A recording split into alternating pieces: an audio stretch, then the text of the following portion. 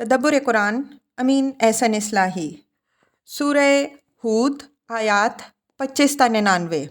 اعوذ باللہ من الشیطان الرجیم، بسم اللہ الرحمن الرحیم۔ وَإِلَىٰ مَدْيَنَ أَخَاهُمْ شُعَيْبًا قَالَ يَا قَوْمِ اعْبُدُوا اللَّهَ مَا لَكُم مِّنْ إِلَٰهٍ غَيْرُهُ وَلَا تَنقُصُوا الْمِكْيَالَ وَالْمِيزَانَ إِنِّي أَرَاكُم بِخَيْرٍ وَإِنِّي أَخَافُ عَلَيْكُمْ عَذَابَ يَوْمٍ مُحِيطٍ۔ اس امر کی وضاحت اوپر ہو چکی ہے کہ ہر قوم کے اندر انہی کے ایک بھائی کو رسول بنا کر مبعوث کرنے میں اتمام حجت کے نقطۂ نظر سے کیا مصلحت ہے، اور یہ حقیقت بھی اچھی طرح واضح ہو چکی ہے کہ توحید کو تمام انبیاء علیہم السلام کی دعوت میں مرکز ثقل اور محوری نقطہ کی حیثیت حاصل ہے۔ اس سے انحراف تمام انحرافات کے دروازے کھولتا ہے اور اسی کی طرف بازگشت سے صراط مستقیم کی ہدایت نصیب ہوتی ہے۔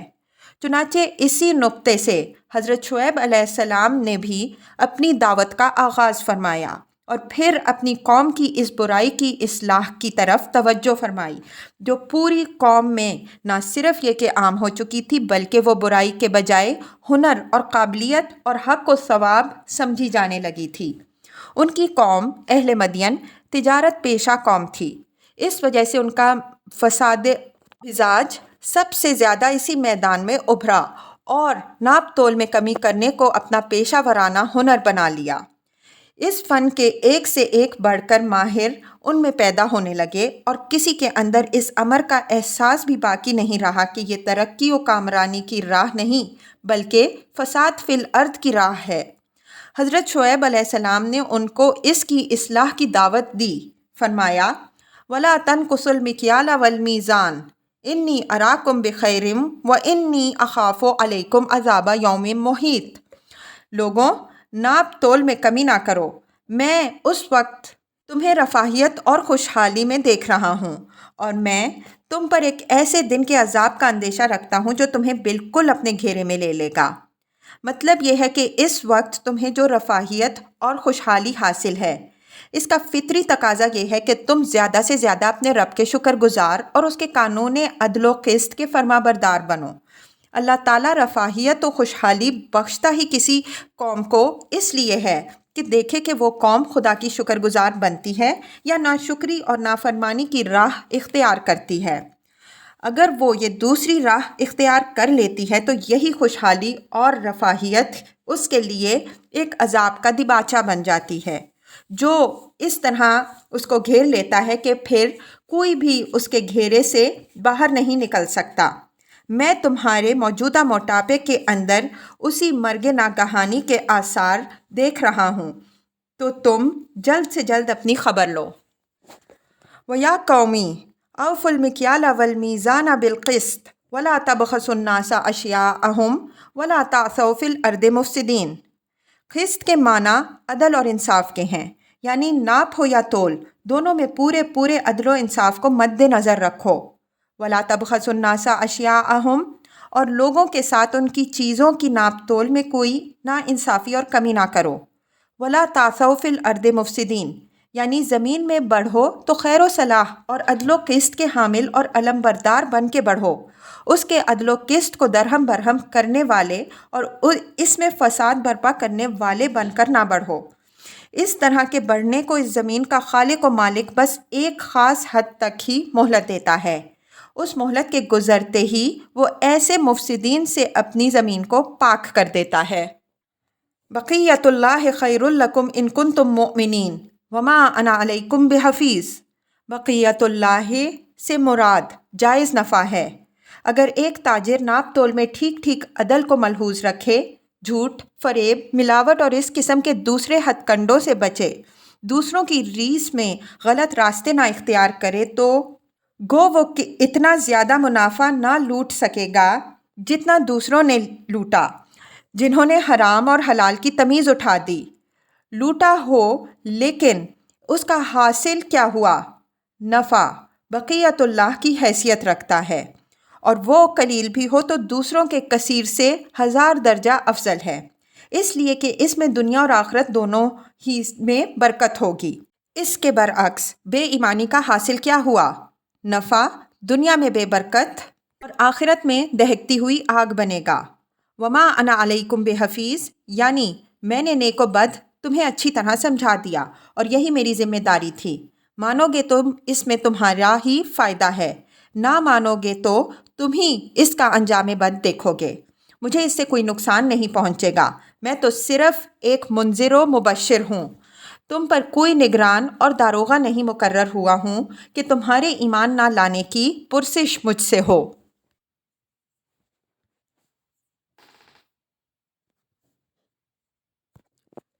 قالوا یا شعیب اصلاتک تأمرک ان نترک ما یعبد آباؤنا او ان نفعل فی اموالنا ما نشاء انک لانت الحلیم الرشید۔ یہ پورا فقرہ طنزیہ انداز میں ہے۔ وہ بولے کہ کیا تمہاری نماز تمہیں یہی سکھاتی ہے کہ جن معبودوں کو ہمارے باپ دادا پوجتے آئے ہیں ہم ان کی عبادت ترک کر دیں اور اپنے مال میں اپنے ثوابدید کے مطابق تصرف نہ کریں؟ تمہاری ان باتوں سے تو یہ معلوم ہوتا ہے کہ تمہاری نگاہ میں سب اگلے پچھلے بے وقوف اور گمراہ تھے، بس تم ہی ایک دانا و بینا اور راہیاب رہ گئے ہو۔ مطلب یہ کہ تم نماز وغیرہ پڑھتے تھے تو اس سے خیال تو یہ ہوتا تھا کہ تم سے باپ دادا کا نام بھی روشن ہوگا اور قوم کے لیے بھی کچھ کامیابی کی راہیں کھلیں گی، مگر خوب نکلی تمہاری یہ نماز کہ وہ ماضی و حاضر سب کی بساط پلٹ کر رکھ دینا چاہتی ہے۔ یہ امر یہاں ملحوظ رہے کہ حضرت شعیب علیہ السلام کی نیک اور پاکیزہ زندگی سے چونکہ مفسدین کو اندیشہ تھا کہ وہ لوگ متاثر ہوں گے جو بالطبع نیک ہیں، اس وجہ سے انہوں نے ان کی نیکیوں ہی کو اپنے طنز کا ہدف بنا لیا، گویا سارے فساد کی جڑ وہی ہیں۔ قال یا قومی ارأیتم ان کنت علی بینۃ من ربی ورزقنی منہ رزقا حسنا وما ارید ان اخالفکم الی ما انہاکم عنہ ان ارید الا الاصلاح ما استطعت وما توفیقی الا باللہ علیہ توکلت والیہ انیب۔ لفظ بینہ کی تحقیق پر آیت 63 پر نظر ڈالیے۔ اس سے مراد وہ اذعان و اعتقاد ہے جو ہر فطرت سلیم کے اندر اللہ تعالیٰ نے ودیت فرمایا ہے اور جو انسان کی رہنمائی صراط مستقیم کی طرف کرتا ہے، بشرطے کہ انسان نے غلط ماحول کے اثرات سے متاثر ہو کر اپنی فطرت مسخ نہ کر لی ہو۔ وَرَزَقَنِي مِنْهُ رِزْقًا حَسَنًا، رزق حسن سے یہاں اسی چیز کو تعبیر فرمایا ہے جس کو مذکور بالا آیت 63 میں رحمت سے تعبیر فرمایا ہے، یعنی وحی الہی۔ وحی الہی کو رزق حسن سے تعبیر کرنے کی وجہ یہ ہے کہ جس طرح مادی رزق انسان کی مادی زندگی کے باقی رہنے کے لیے ضروری ہے، اسی طرح وحی الہی کا رزق انسان کی روحانی زندگی کے لیے ضروری ہے۔ سیدنا مسیح علیہ السلام نے اسی حقیقت کو یوں تعبیر فرمایا ہے کہ انسان صرف روٹی سے نہیں جیتا بلکہ اس کلمہ سے جیتا ہے جو خداوند کی طرف سے آتا ہے۔ پہلے جملے میں جو جواب شرط ہے وہ محذوف ہے۔ اگر اس محذوف کو آیت 63 کی روشنی میں جو بے عینیہ اسی مضمون کی آیت ہے کھول دیا جائے تو پوری بات گویا یوں ہوگی، بتاؤ اگر میں اپنے رب کی جانب سے ایک روشن دلیل پر ہوں، پھر اس نے مجھے اپنی جانب سے رزق حسن سے بھی نوازا، تو اس کے بعد بھی اگر میں اس کی راہ سے ہٹ کر چلوں تو مجھے خدا کے غضب سے بچانے والا کون بنے گا؟ مطلب یہ ہے کہ میں یہ جو کچھ تمہیں بتا رہا ہوں تم اس کو تصنع اور بناوٹ پر محمول کر کے مجھے طنز و تحقیر کا ہدف بنا رہے ہو، لیکن میں کیا کروں؟ یہی میری فطرت کی آواز پہلے سے تھی اور پھر اسی کو مدلل اور مبرہن کرتی ہوئی مجھ پر میرے رب کی وحی آئی، تو اگر میں تمہارے سامنے یہ نہ پیش کروں تو اور کیا پیش کروں؟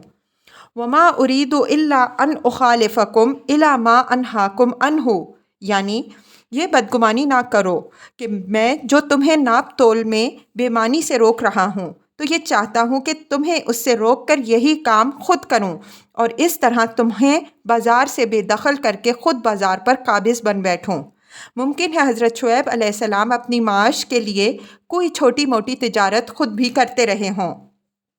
اس چیز سے شریروں نے فائدہ اٹھا کر یہ اشغلہ چھوڑا کہ یہ شخص جو اس شد و مد سے ناپ تول میں ایمانداری کا واز سنا رہا ہے، اس سے اس کی غرض صرف یہ ہے کہ ہم تو ایمانداری کے ہو کے رہ جائیں اور یہ اپنی منمانی کر کے پورے بازار پر قبضہ کر لے۔ حضرت شعیب علیہ السلام نے ان کی یہ بدگمانی دور کرنے کی کوشش کی کہ میں جس بات سے تمہیں روک رہا ہوں اس لیے نہیں روک رہا ہوں کہ اس پر تنہا خود قابض ہونا چاہتا ہوں۔ ان اريد الا الاصلاح ما استطعت، میں صرف اصلاح کرنا چاہتا ہوں جہاں تک میرا بس چلے۔ وما توفیقی الا باللہ، اور اس جد و جہد میں توفیق و رہنمائی جس حد تک بھی حاصل ہوگی اللہ ہی کی عنایت سے حاصل ہوگی۔ میں نے اسی پر بھروسہ کیا اور اسی کی طرف رجوع کرتا ہوں۔ وَيَا قَوْمِ لَا يَجْرِمَنَّكُمْ شِقَاقِي أَن يُصِيبَكُم مِّثْلُ مَا أَصَابَ قَوْمَ نُوحٍ أَوْ قَوْمَ هُودٍ أَوْ قَوْمَ صَالِحٍ وَمَا قَوْمُ لُوطٍ مِّنكُم بِبَعِيدٍ۔ شقاق کے معنی ضد اور مخالفت کے ہیں۔ مطلب یہ ہے کہ یہ پیرائے شگون پر اپنی ناک نہ کٹوا بیٹھو۔ میری ضد میں تم نے جو روش اختیار کی ہے کہیں وہ تمہارے لیے اس بات کا سبب نہ بن جائے کہ تم پر کوئی اس طرح کا عذاب آ دھمکے جس طرح کے عذاب قوم نوح علیہ السلام یا قوم ہود علیہ السلام یا قوم صالح علیہ السلام پر اس سے پہلے آ چکے ہیں، اور قوم لوط علیہ السلام تو تم سے کچھ زیادہ دور بھی نہیں۔ یہ امر یہاں ملحوظ رہے کہ قوم لوط علیہ السلام زمانہ اور اپنے مسکن دونوں ہی اعتبار سے قوم شعیب علیہ السلام سے بہت قریب تھی۔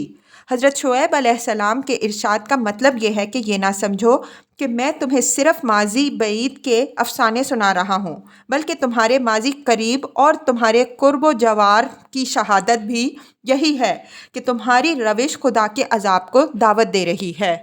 وَاسْتَغْفِرُوا رَبَّكُمْ ثُمَّ تُوبُوا إِلَيْهِ إِنَّ رَبِّي رَحِيمٌ وَدُودٌ، یعنی خیریت چاہتے ہو تو میری بات سنو اور اپنے گناہوں کی اپنے رب سے معافی مانگو اور اس کی طرف رجوع کرو۔ رجوع سے مراد یہ ہے کہ اپنی موجودہ روش سے باز آ کر وہ راہ اختیار کرو جو خدا کی پسندیدہ راہ ہے اور جس کی طرف میں تمہیں بلا رہا ہوں۔ یہ حقیقت پیش نظر رہے کہ توبہ کے دو بنیادی رکن ہیں، ایک استغفار، دوسرا اصلاح، یعنی آدمی اپنے رب سے اپنے جرائم کی معافی بھی مانگے اور صحیح راہ اختیار کر کے عملاً اپنے رویے کی اصلاح کا ثبوت بھی دے۔ اس کے بغیر کوئی توبہ اللہ تعالیٰ کے ہاں درخور قبول نہیں ٹھہرتی۔ ان ربی رحیم ودود، یہ اللہ تعالیٰ کی صفات رحمت اور محبت کا حوالہ ہے۔